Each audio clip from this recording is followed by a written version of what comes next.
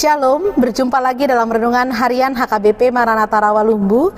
Hari ini Kamis 5 Agustus 2021. Sebelum kita menikmati firman Tuhan, marilah kita berdoa.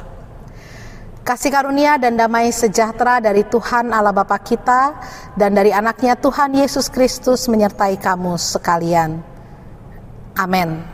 Saudara-saudara yang kasih Tuhan, firman Tuhan untuk kita pada hari ini terambil dari Lukas pasalnya yang ke-12 ayatnya yang ke-15. Injil Lukas pasal 12 ayat 15. Katanya lagi kepada mereka, berjaga-jagalah dan waspadalah terhadap segala ketamakan. Sebab walaupun seorang berlimpah-limpah hartanya, hidupnya tidaklah tergantung daripada kekayaannya itu.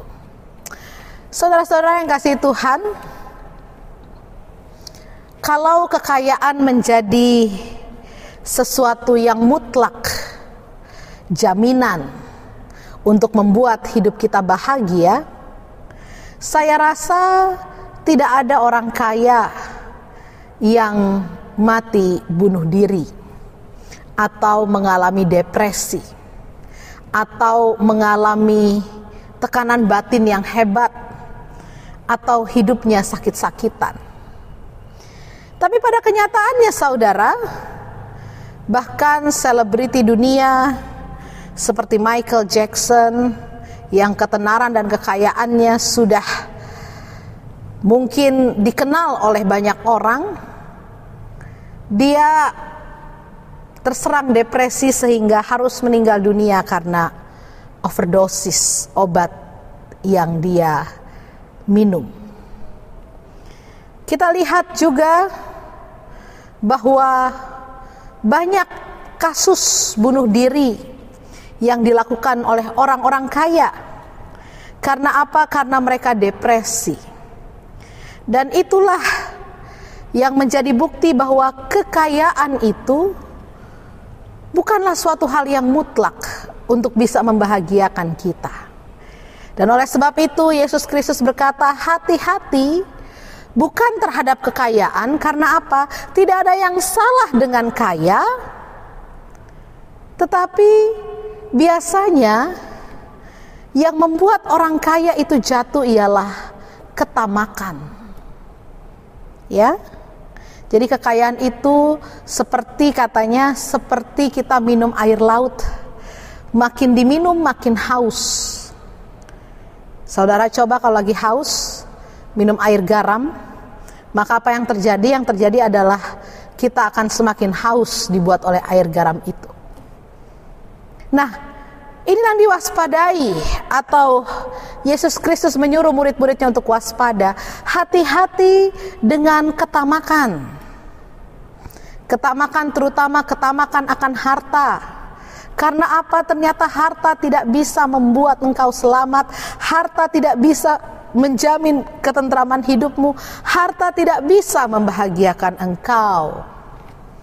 Dan oleh sebab itu saudara-saudara, hari ini mungkin ada yang menyaksikan renungan ini pagi-pagi sebelum bekerja, atau ada yang menyaksikan renungan ini malam hari sebelum beristirahat.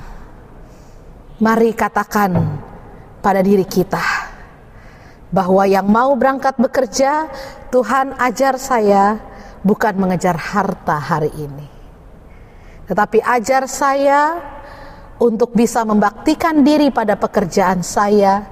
Karena begitu kita membaktikan diri dengan baik, maka harta itu akan datang dengan sendirinya.